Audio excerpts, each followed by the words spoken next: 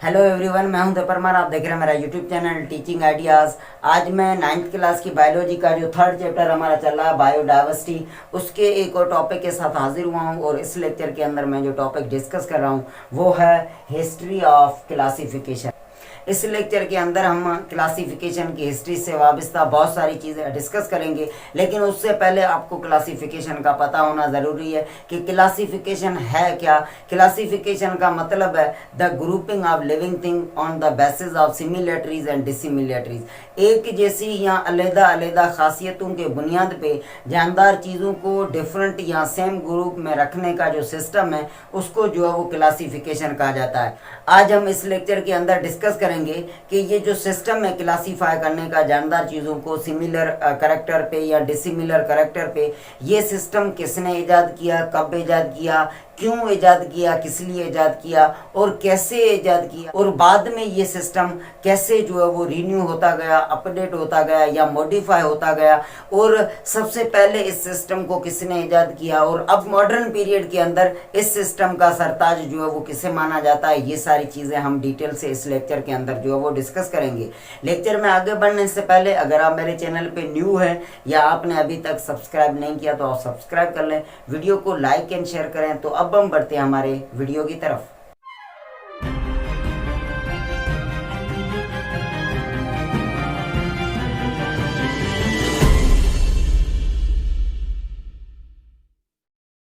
जैसा कि इस लेक्चर के अंदर हम डिस्कस कर रहे हैं हिस्ट्री ऑफ क्लासिफिकेशन, इस टॉपिक से वाबस्ता सबसे पहली पॉइंट ये है the system we still use today for giving scientific names to living things has many founders. याद रखें, जो भी सिस्टम आज हम जानदार चीज़ों को इस मॉडर्न पीरियड के अंदर क्लासीफाई करके उनको साइंटिफिक नेम्स जो दे रहे हैं, ये सिस्टम जो है ये बहुत पहले से इजाद किया हुआ है और इसके जो है बहुत ऑथर्स जो है वो पाए जाते हैं। और वो ऑथर्स जो है from the Greek Aristotle to the Swedish Carlos Linnaeus, और वो ऑथर जो है अरस्टो से जो है वो शुरू होता है और मॉडर्न दौर के कार्लोस लिनियंस तक पाए जाते हैं।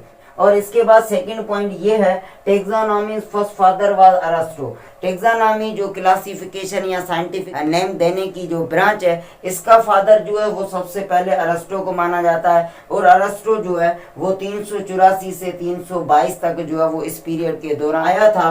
The father of science biology and zoology. इसके अलावा अरस्तो को जो है वो जूलॉजी का भी फादर माना जाता है, बायोलॉजी का भी फादर माना जाता है और साइंस का भी जनरली उसको जो है वो फादर माना जाता है। इसके बाद एक और इम्पोर्टेंट पॉइंट ये है it was Aristotle who introduced first the two key concept as we practice it today.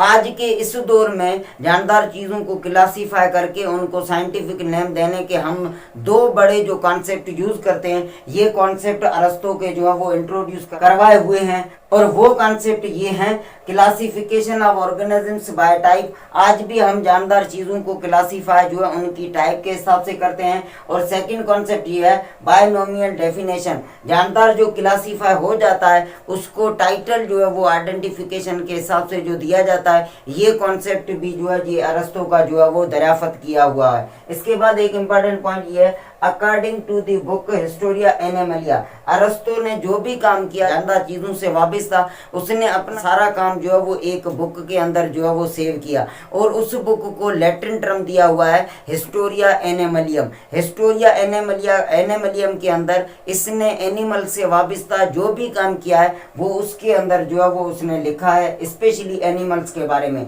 इसने ये लिखा है इस किताब के अंदर ही grouped the types of creatures according to their similarities. Aristotle ने अपने किताब के अंदर ये वाज़े लिखा है कि उसने जो भी जानदार चीज़ें जब भी क्लासीफाई की हैं तो उसने जो है वो सिमिलरिटीज के बेस पे उनको क्लासीफाई किया हुआ है। Animals with blood and animals without blood. सबसे पहले इसने जो एक बेसिक कॉन्सेप्ट यूज किया है जहाँ एनिमल्स को क्लासीफाई करने का, वो ये यूज किया कि जिन जानदार चीज़ों के अंदर ब्लड है उनको अलहदा रखा है और जिन जानदार चीज़ों के अंदर ब्लड नहीं है उनको जो है वो अलहदा रखा है। इसके बाद animals live in water and animals live on land.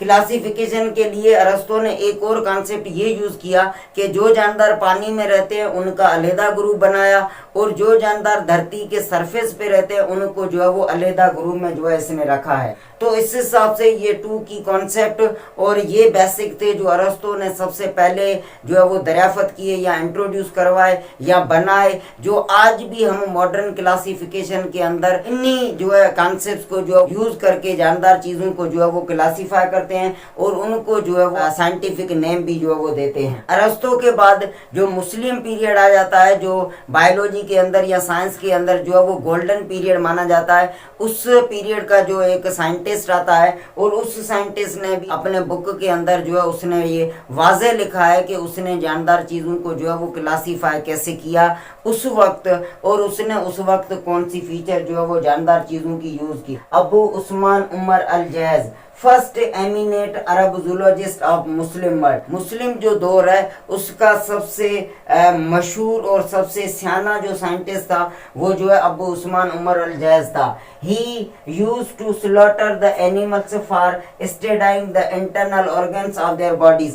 इसने सबसे पहले जो है वो जानदार चीजों को जो है वो ज़बह किया ताकि उनके जिस्म के अंदर जो ऑर्गन है उनको जो है वो अच्छी तरह से लर्न किया जा सके कि वो ऑर्गन कैसे कहाँ पे जो है वो पाए जाते हैं। और इसके अलावा he opened the abdomen of pregnant animals to find out the number of embryos and the location of each one in the body.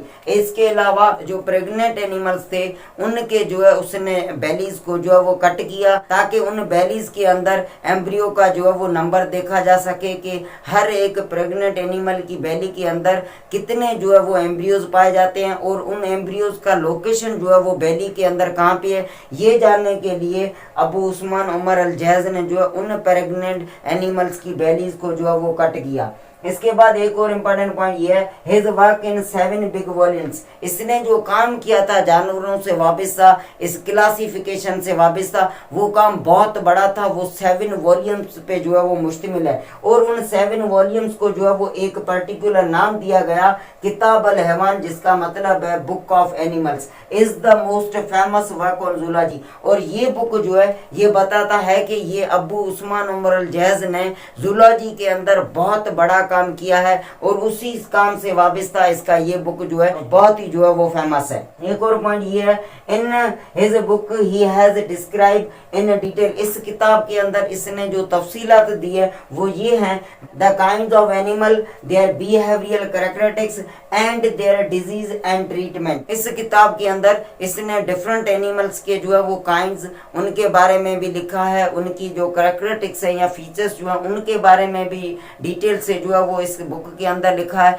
इसके अलावा उन जानदारों की जो है वो डिजीज और डिजीज के जो ट्रीटमेंट है वो भी Abu Usman Umar al jazz ने अपने बुक के अंदर जो है वो बहुत सारा काम किया है। याद रखें मॉडर्न पीरियड के अंदर हम किसी भी हिसाब से चाहे लिविंग वर्ल्ड हो या नॉन लिविंग वर्ल्ड हो, हम कोई भी काम करते हैं उस काम के कोई ना कोई फोर फादर या कोई ना कोई आथर जरूर होते हैं और उन्होंने अपने वक्त के अंदर लो स्टैंडर्ड या जो भी उस वक्त टूल या जो भी उनके पास रिसोर्सेज थे उन्होंने उनको यूज करके अपने काम को जो है वो प्रिजर्व किया, उसको जो है वो सेव किया, तभी आज हम उस काम को जो है वो ढाल बनाकर या एक बेसिक स्टेप मानकर हम आज जो है ये मॉडर्न वर्ल्ड के अंदर जो है ये अपनी स्टडी के लिए ये इतने बड़े जो है वो रिवोल्यूशनरी काम कर रहे हैं। इनका एक्चुअली क्रेडिट जाता है वो उस स्टैंडर्ड पीरियड के उन लोगों के काम को जाता है। अगर वो उस तरह काम ना करते तो आज हम इस तरह से इतनी आसानी से इन चीज़ों के बारे में लर्न नहीं कर सकते थे।